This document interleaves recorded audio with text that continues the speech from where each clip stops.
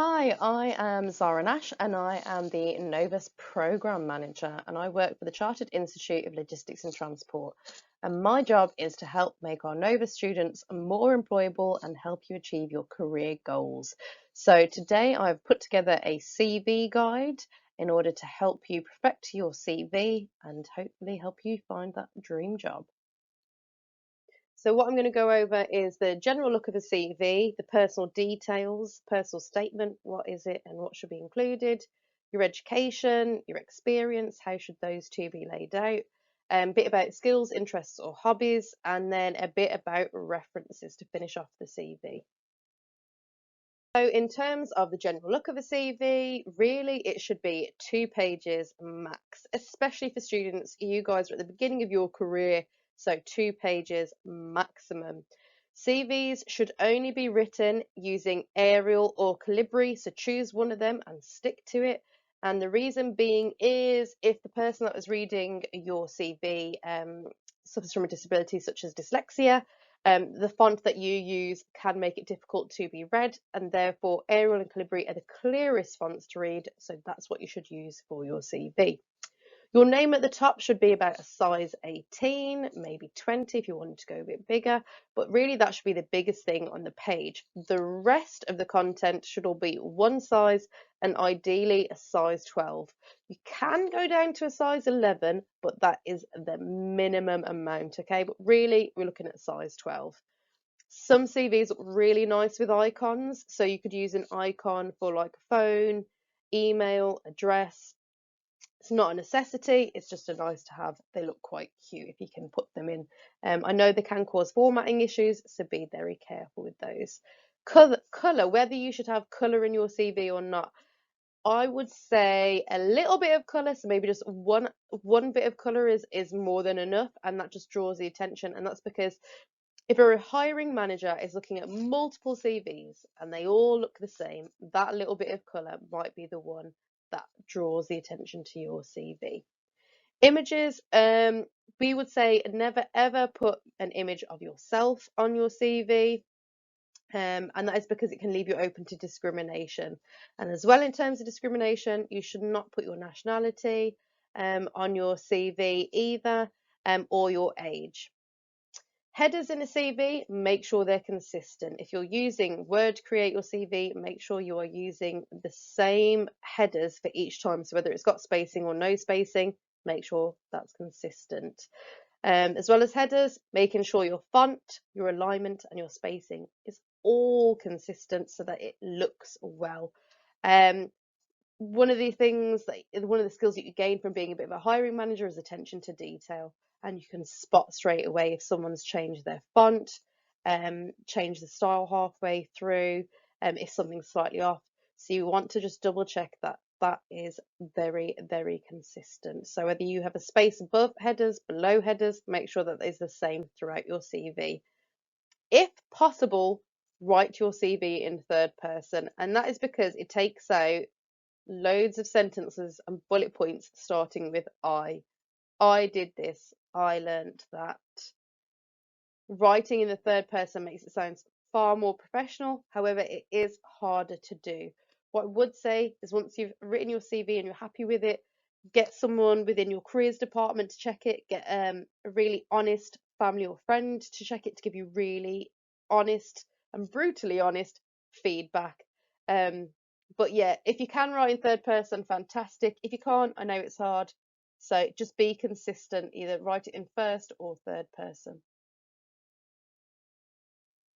So personal details, right at the top of your CV should be your name, just your name. It doesn't have to be your name with CV or your name with curriculum vitae, just your name, okay? And as we said, put it in a size 18. Underneath that, your address. You don't need to put your house number, but put your road name, the city, and your postcode. That will help hiring managers in terms of if they're doing interviews or assessment days and they need to stagger when the candidates are coming in, they may do it in terms of your postcode. So if you've got the person with the closest postcode, maybe the one to come in first. That's why it's important to have that on there. Email address, make sure it is professional. Most professional types of email addresses would be your first name with a dot or with an underscore, your surname, at, and then whichever company it is that you've used to go with. So Gmail or whichever it is. Okay, use your university email address on your CV or use your personal email address. But whatever you do, make sure you're just using one and it's consistent. Therefore, you're only having to check one email inbox. Phone number. Make sure that you have double checked that you've written this down correctly, because they want to know which mobile number to ring. Majority of people don't use a landline, so just put your mobile number and check that it's correct.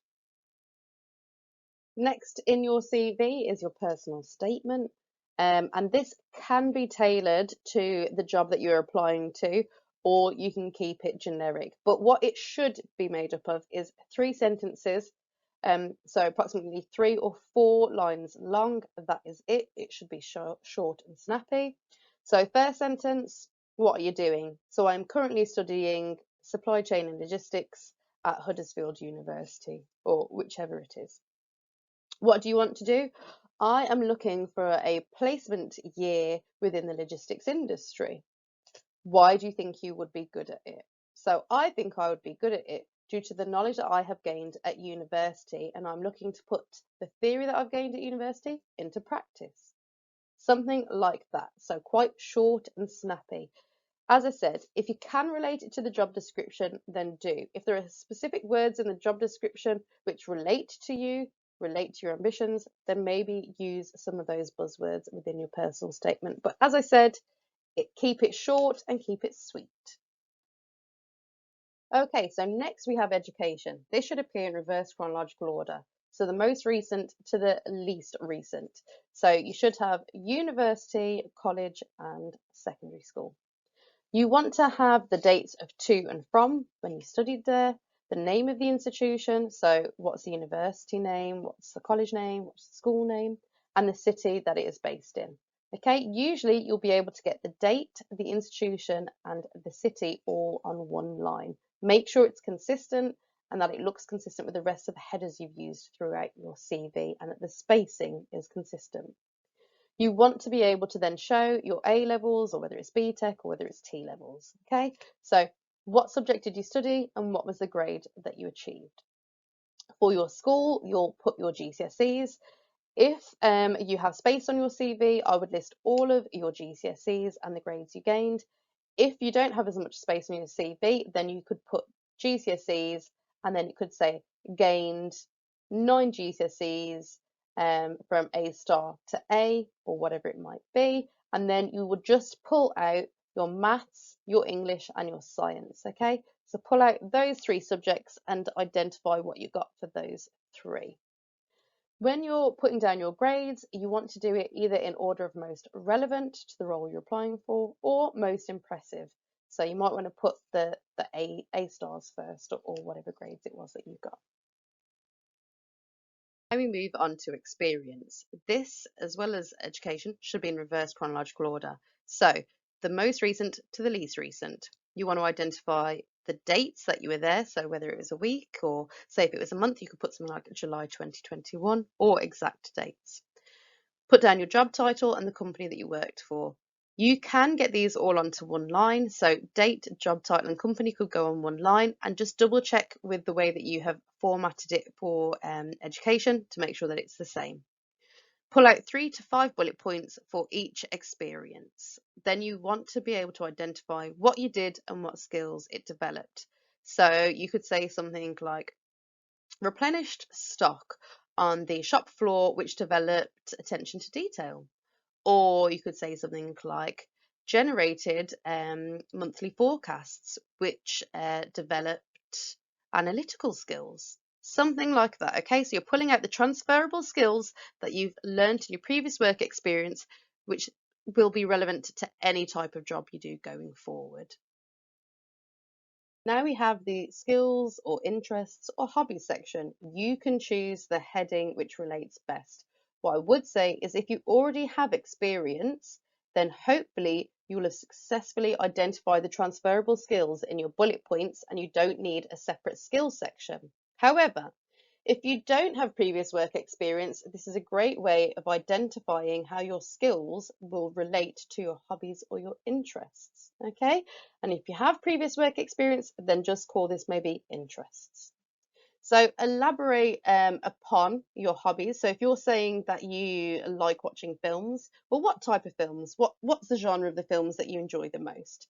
If you're saying that you like reading, what types of books do you prefer to read, and what's your favorite author? Okay, and this is because you never know how this could relate to the hiring manager.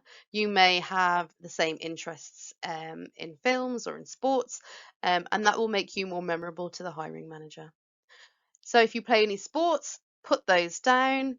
And if they develop skills such as teamwork, leadership, organizational skills, pull that information out, identify how long you've been doing it for, because that will show that actually you've gained these skills without having previous work experience or as well as having work experience. You can put a bit about technical skills. So if there are software that you're really familiar with, if there are courses that you have done, put the dates of when you attended the courses and the grade that you got, or whether it was a pass or a fail. You can put stuff in about training. So have you completed the Duke of Edinburgh Award? What grade did you get? Have you done like a week with NCS and learned loads of skills through that? Have you done the Berkeley Life Skills course or any other kind of online courses to help develop your skills? Put those down. You could also put in charity work. If you're going to put charity work, it's a great thing to be able to put the amount of money that you raised and maybe the charity that you raised it for. Okay, this section is really where you're able to put a bit more about yourself, a bit more about your personality and your personal achievements. So the last thing on your CV is your references section. You want to ensure that you've asked your referee for permission and you've made them aware that you're applying for jobs and they may be contacted for a reference. If you don't have a lot of space on your CV, then it's fine to just put references available upon request. And then they will know that actually if they contact you, you'll be able to provide them with references then. You should have two references and they should be one from education and one from your work experience. If you don't have previous work experience, then you can have two from education, but try and have one from university, or one from university, one from school, or two from university. When you're providing the information, you want to be able to provide their name, their job title, the company that they work for, their email address, and their phone number so that companies can contact them to find out a bit more about you. Okay, so I wanted to give you a bit of an overview of what to do when you're emailing across your application, so your CVs and your cover letters. So make sure in the to field that you've got the correct email address. So if you have the direct hiring manager, that's perfect. Put their email address in there. If you've just got a HR email address, that's fine. Put that in there and you can put to whom it may concern.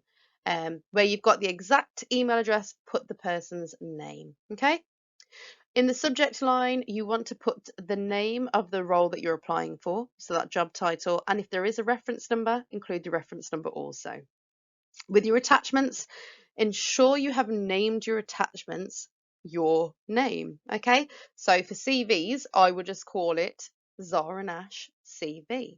For my cover letter, again, just Zara Nash cover letter, okay? We don't need any dates in those titles or anything like that. We just want your name and what it is.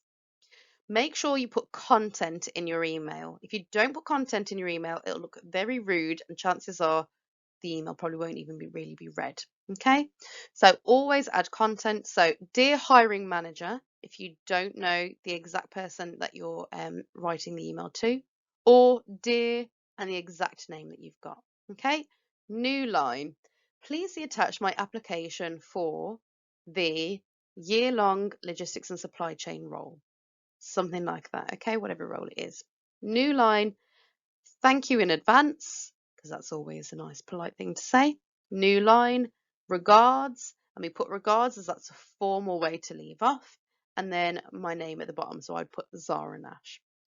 If you can, try and use an email signature because it would look really professional.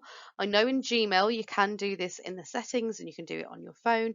And then your university email addresses should let you do this as well. So your email signature should just be like mine would be Zara Nash, new line, maybe final year student, new line, what I was studying, so whether that's BSc, supply chain management, new line, the name of my university, new line, the city in which I'm studying.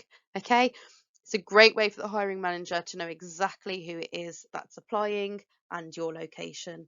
And what you're studying at the same time. Looks very professional, so definitely worth doing. Thank you for your time and taking the time to listen and watch this presentation. If you do have any questions, feel free to drop me an email at zara.nash@ciltuk.org.uk or our generic email address, which is novus@ciltuk.org.uk. Thanks again and take care.